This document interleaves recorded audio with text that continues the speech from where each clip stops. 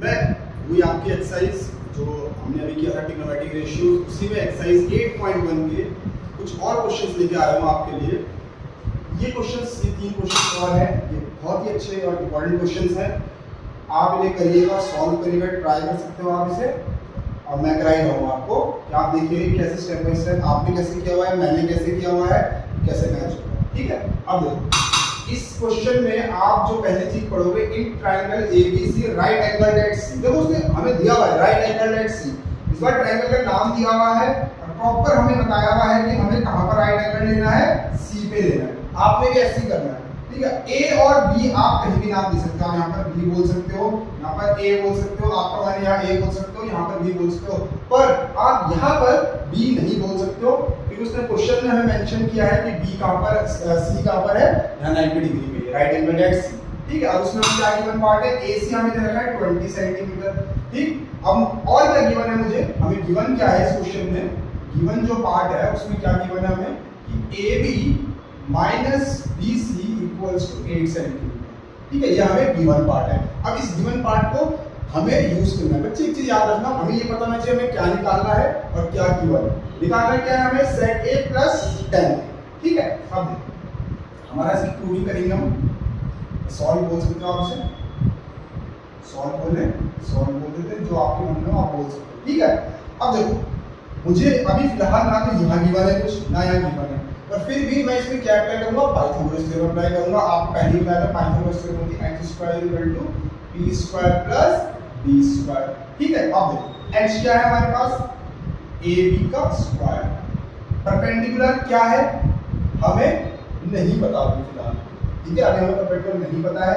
अगर आप यहाँ से हिसाब से देखेंगे तो एंगल ये तरह का, ये परपेंडिकुलर हो सकता है, ये बेस हो सकता है, अभी आप कुछ भी मान सकते हो। ठीक है, फिलहाल परपेंडिकुलर हम ले लेंगे, अगर AC का स्क्वायर ले लेते हैं और बेस हमारा BC का स्क्वायर बना गया। ठीक है बच्चों, अब देखो हमारे पास AC गिवन है, ठीक, AB BC गिवन नहीं, पर हमें यहाँ पर गिवन है AB माइनस BC हमारा 8 सेंटीमीटर। तो मैं क्या करूंगा, इस BC को यहाँ ले आऊंगा, तो AB का स्क्वायर माइनस BC का स्क्वायर हो जाएगा यहाँ पर, ये हमारा हो जाएगा 20 का स्क्वायर। ठीक है, अब देखो AB माइनस BC, अभी देखो किसका फॉर्मूला बन गया, A² माइनस B², और A² अगर आपको याद होगा A² माइनस B² का जो फॉर्मूला होता है A plus B and A minus. ठीक है, अब देखो A plus B, A minus B equals to हमारा क्या हो जाएगा, 400 हो जाएगा। आपसे 20 into 20 भी लिख लो, उससे आपके ज्यादा आसान हो जाता है कैलकुलेशन। अब देखो AB माइनस BC हमें क्या गिवन है, 8 सेंटीमीटर गिवन है, तो मैं AB माइनस BC की जो वैल्यू है उसको मैं यहाँ पर लिख दूंगा। ठीक, अब यहाँ से मैं क्या करूँगा, काटना स्टार्ट करूँगा, 8 बोलता 8 5 सा, तो हमारे पास क्या आ गया, AB प्लस BC हमारे पास 50 आ गया। ठीक है, अब मैं इसको अगर इक्वेशन 1 मानूं और जो दूसरी इक्वेशन मेरे पास गिवन है AB minus BC equals to से इक्वेशन 8 मानूं, तो मैं इसमें बच्चों देखो इक्वेशन 8 को सेकंड इक्वेशन मानूं, इसलिए मैं using elimination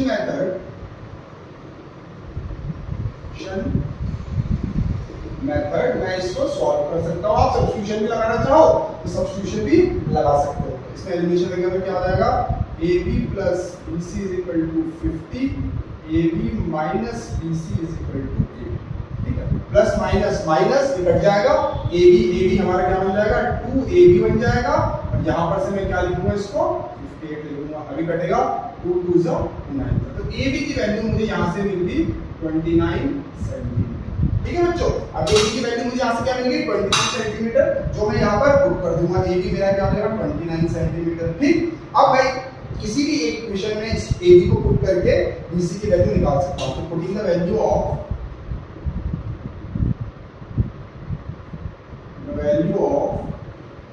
AB in equation, ठीक है, या मैं इक्वेशन 2 में कर दूंगा, कैलकुलेशन आसान हो जाएगी, जैसा आपको ठीक है, 1 में करना है 1 में करो, 2 में करना है 2 में। AB की है 29 वैल्यू, BC मुझे नहीं पता है, ये 8 हो गया। मैं क्या कर सकता हूँ, 29 यहाँ अपनी जगह पे 8 को इधर लिया है, पॉजिटिव का नेगेटिव हो जाएगा, यहाँ से मेरा BC आ जाएगा, यहाँ से मेरा जो BC आई वैल्यू, ये आ गई मेरी 21 सेंटीमीटर। यहाँ से मेरी जो BC की वैल्यू आ गई वो आ गई 21 सेंटीमीटर। अब बच्चों देखो ये क्वेश्चन आपको सॉल्व करने के लिए बहुत ही आसान हो गया। अब हमें क्या निकालना है, determine the value of sec a plus tan a। तो यहाँ से लिखूंगा sec a plus tan a। अब बच्चों इसका क्या ध्यान रखना है, आपने सबसे इंपॉर्टेंट ध्यान क्या रखना है, अब मेरा एंगल हमें गिवन हो गया कि एंगल है हमारे पास ए पे एंगल है, इसके हिसाब से हम परपेंडिकुलर लेंगे और इसके हिसाब से हम बेस लेंगे, ठीक है। तो sec a मेरा आपको बताया था मैंने, sec a किसका अपोजिट होता है, cos का अपोजिट होता है। cos होता है b अपॉन h, तो ये हो जाएगा h अपॉन b और प्लस tan a होता है परपेंडिकुलर अपॉन। यहां से अगर आप देखोगे मैं b को ले लूंगा एलसीएम और ये मेरा आ जाएगा h प्लस b की वैल्यू। अब देखो एंगल यहां पर है a पे, ठीक है, तो परपेंडिकुलर क्या होगा 20 और हाइपोटेन्यूज तो मेरी 29 है, ये हो जाएगा 29 प्लस 21 और बेस मेरा क्या हो जाएगा 20 हो जाएगा। यहां से मुझे मिलेगा 50, यहां मेरा 2, ये मेरा आपका आंसर आ गया। Value of sec a plus tan a 5/2। ठीक है, एक बार मैं और बता देता हूं आपको इस टाइप के क्वेश्चंस में आपने क्या करना है। सबसे पहले आपने ट्रायंगल बनाना है, यहां पर उसने बोला राइट एंगल एट सी, आपने वो राइट एंगल लेना है, हमने राइट एंगल सी पे माना। उसके बाद आप ए और बी को कहीं भी मान सकते हो, चाहे यहां मान लो ए को या चाहे यहां मानो, कोई फर्क नहीं पड़ता, आपका आंसर सेम ही आएगा। फिर यहां से मैंने फर्दर मूव करा पाइथागोरस थ्योरम की तरफ, ठीक है। पाइथागोरस थ्योरम में मैंने लगाया h² = p² + b²। h मेरे पास AB का स्क्वायर था, ये AC का स्क्वायर हो गया, BC का स्क्वायर हो गया। फिर मैंने क्या करा, क्योंकि मुझे गिवन था AB - BC, मैंने क्या करा यहाँ से BC को इस साइड ले लिया। ये पॉजिटिव का साइन था, इस साइड अगर आप जब ये साइन जाएगा तो ये नेगेटिव हो जाएगा, ये नेगेटिव हो गया। अब ये किसका फॉर्मूला बन गया, a² - b²। देखो a² - b² हो गया a + b, a - b, a + b, AB + BC, AB - BC यहाँ पर हो गया। मैंने यहाँ से AB - BC की वैल्यू पुट करी जो थी मेरी 8 5 से 40 है बेटा, मेरे पास AB + BC की वैल्यू आ गई 50। दूसरी इक्वेशन मैंने इसको मान ली AB - BC = 8।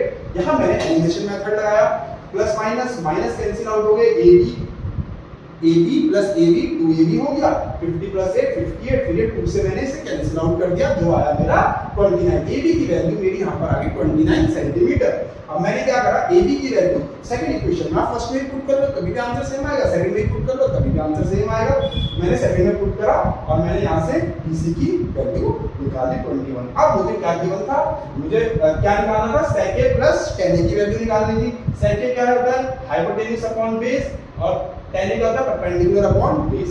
मैंने बेस को एलसीएम ले लिया, यहाँ से मेरा h plus p आ गया, मैंने यहाँ से इसकी वैल्यू पुट कर। पर मेरा मेन ध्यान कहाँ था, एंगल a हमें दे रहा था, sec a निकालना था। अगर sec b निकालना होगा तो तब मेरा परपेंडिकुलर ये हो जाता और बेस ये चेंज हो जाता। ठीक है बच्चों, ये क्वेश्चन हमारा इस तरह से हुआ है सॉल्व। ठीक, अब हम करेंगे इसके बाद नेक्स्ट क्वेश्चन को सॉल्व। आप वीडियो को पॉज करके नोट डाउन भी कर सकते हैं।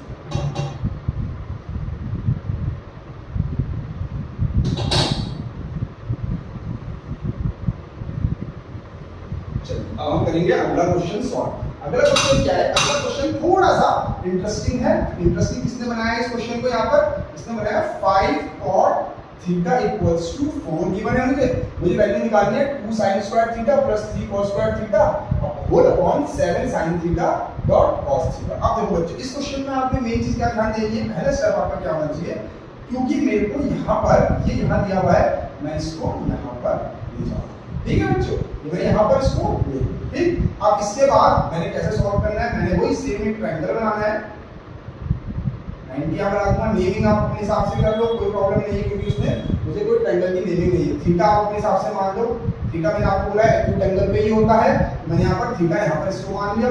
ठीक, अब मुझे पता है cot थीटा tan का अपोजिट होता है, तो बेस अपॉन परपेंडिकुलर हो जाएगा। tan थीटा क्या होता है, परपेंडिकुलर अपॉन बेस, उसका अपोजिट हो जाएगा। यानी कि बेस मुझे क्या मिल गया, बेस मिल गया मुझे 4 और परपेंडिकुलर मिल गया मुझे 5। ठीक है, अब मैं क्या करूंगा बच्चों, इसमें पाइथागोरस थ्योरम लगाऊंगा। पाइथागोरस थ्योरम लगाने के बाद मैं फिर वहां वैल्यूज पुट करने स्टार्ट करूंगा। ठीक है, वही सेम चीज h² = p² + b²। h hypotenuse मुझे निकालनी है जो कि मेरा AC है, परपेंडिकुलर मेरे पास 5 का स्क्वायर और 4 का स्क्वायर। AC का स्क्वायर हो गया मेरा 25 + 16 हो गया, ये यहाँ से मेरा 1 3 2 3 41 आ गया। AC हो गया 2 √40। यहाँ से मेरी वैल्यू आ गई √40। ठीक है, अब देखो बच्चों, मुझे ये निकालना है। ठीक, ध्यान से देखो, जल्दबाजी बिल्कुल मत करना, ध्यान से देखना, आराम से आपको समझ में आ जाएगा। ठीक, मैं इसमें वही करूंगा सेम चीज कि भाई क्योंकि जो एंगल सेम है सब में, तो मैं इसमें क्या करूंगा, ये इसको कैसे, देखो एक चीज और बताता हूं मैं आपको कि sin स्क्वायर थीटा है, इसको आप ऐसे भी लिख सकते हो, देखो sin थीटा का होल स्क्वायर। ठीक है, ये बात ध्यान रखना है आपने कि sin स्क्वायर थीटा का आप sin थीटा का होल स्क्वायर लिख सकते हो। तो sin थीटा, sin क्या होता है, परपेंडिकुलर अपॉन हाइपोटेन्यूज, तो यहाँ पर ये क्या हो जाएगा, परपेंडिकुलर अपॉन हाइपोटेन्यूज का होल स्क्वायर। ठीक है, वैसे ही cos क्या होता है, बेस अपॉन हाइपोटेन्यूज का होल स्क्वायर। ठीक, यहाँ नीचे जाऊंगा, यहाँ sin होता है परपेंडिकुलर अपॉन हाइपोटेन्यूज, और ये भी क्या होता है, बेस अपॉन हाइपोटेन्यूज। यहाँ से अगर मैं थोड़ा सा इसको वैल्यू ना रख के पहले मैं इसको थोड़ा सॉल्व कर दूंगा, तो मेरा आंसर थोड़ा आसानी से आ जाएगा। इक्वेशंस करने में, कैलकुलेशन करने में मुझे ज्यादा आसानी होगी।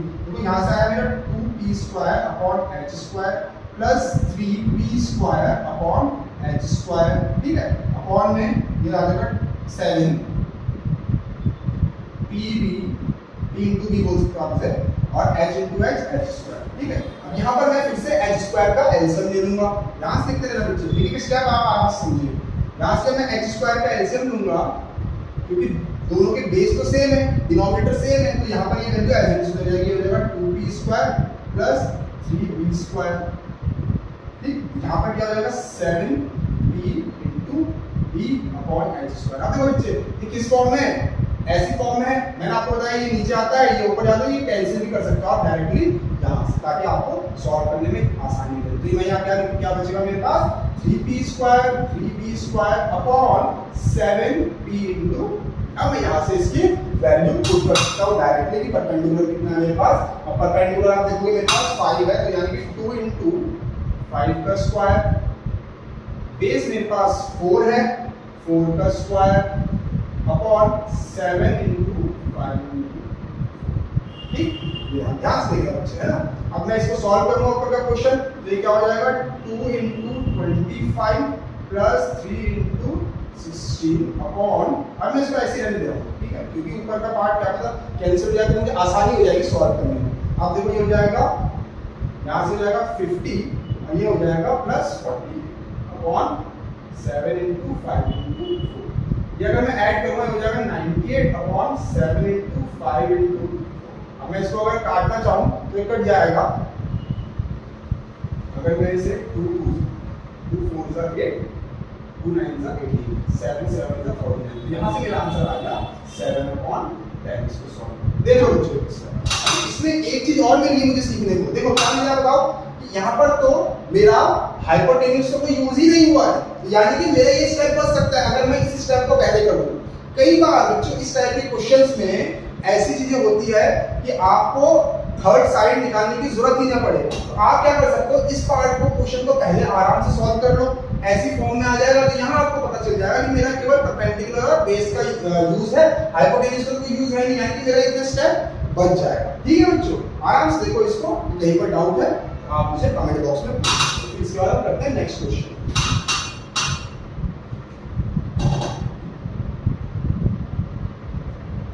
वीडियो को पॉज करके आप इसे नोट डाउन करें।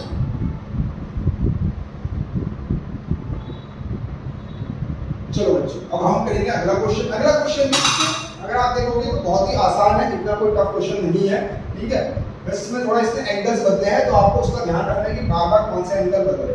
अब देखो थोड़ा in triangle ABC right angle at B, एक ट्रायंगल बनाओगे आप, राइट एंगल ट्रायंगल बनाओगे, इसने बोला है हमें गिवन पार्ट है, जहां गिवन है तो मैंने गिवन यूज करना है, right angle at B। A और B आप कहीं भी मान सकते हो, A और C, ठीक है, A और C को आप कहीं भी मान सकते हो, बट राइट एंगल हमेशा किस पे रहेगा, B पे रहेगा, जो उसने हमें बोला हुआ है। फिर हमें उसने क्या गिवन है, tan A = 1/√3। 10 मुझे पता है कि परपेंडिकुलर अपॉन बेस होता है।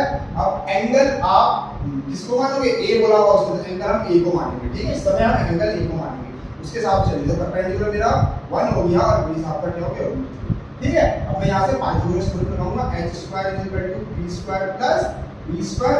h हाइपोटेन्यूज मुझे नहीं पता है, ये तो मुझे निकालनी है, परपेंडिकुलर कितना है मेरे पास 1 का स्क्वायर तो 1 ही होता है, और √3 का आपको बताइए √3 का स्क्वायर हमेशा क्या होता है, √3 ही होता है। ठीक है, यहाँ से मेरा √3 का स्क्वायर 3 होता है, सॉरी यहाँ से मेरा क्या हो गया √4 आ गया, h हमारा पास 2 आ गया, यहाँ मेरे पास h की वैल्यू 2 आ गई। अब मैंने ये वैल्यूज यहाँ पर पुट करनी है, मुझे ध्यान देना है बच्चे, यहाँ पर ये साइन ए बोला हुआ है, cos c बोला हुआ है, बहुत बार बच्चे इसी चीज में गलती कर देते हैं, वो ध्यान नहीं देते। आपको उसने बोला है साइन ए, साइन मुझे होता है पता है परपेंडिकुलर अपॉन हाइपोटेन्यूज होता है, परपेंडिकुलर अपॉन हाइपोटेन्यूज होता है, तो आपने ध्यान देना है एंगल मेरा इस बार ए वाला है, तो परपेंडिकुलर मेरे पास 1 हो गया, मैं इसको पहले लिख लेता हूं यहाँ पर आपके लिए।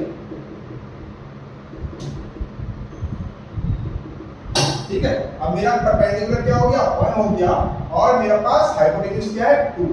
अब देखो बच्चे इसने एंगल बदल दिया, अब इसने एंगल ये वाला बना दिया, cos c का एंगल बना दिया। अब cos क्या होता है बेस अपॉन हाइपोटेन्यूज, यानी कि अब परपेंडिकुलर ये हो जाएगा बेस हो जाएगा, बेस अपॉन हाइपोटेन्यूज मेरे पास क्या है 2 है। ठीक है, अगला मैं देखूंगा बच्चे, अब देखो cos का इसने एंगल बदल दिया, देखो कितनी चालाकी से क्वेश्चंस को बना रहा है आपके लिए, चेंज कर रहा है ताकि बच्चा कंफ्यूज हो जाए, आपने ध्यान देना है बस।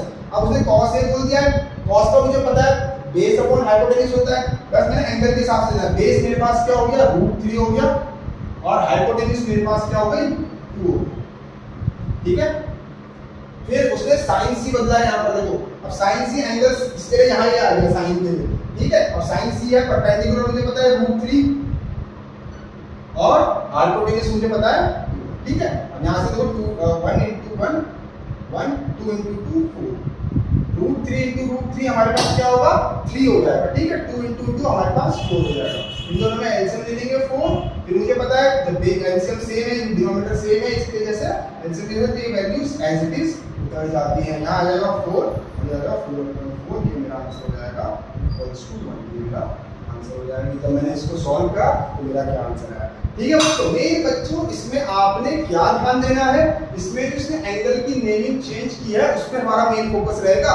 जहां उसने एंगल की नेमिंग चेंज कर दी और आपने वही एंगल लेकर चल रहे हो तो आपका आंसर बिल्कुल गलत आ जाएगा। ठीक है बच्चों, कोई डाउट होगा तो आप मुझे कमेंट बॉक्स पे कर सकते हैं रिप्लाई।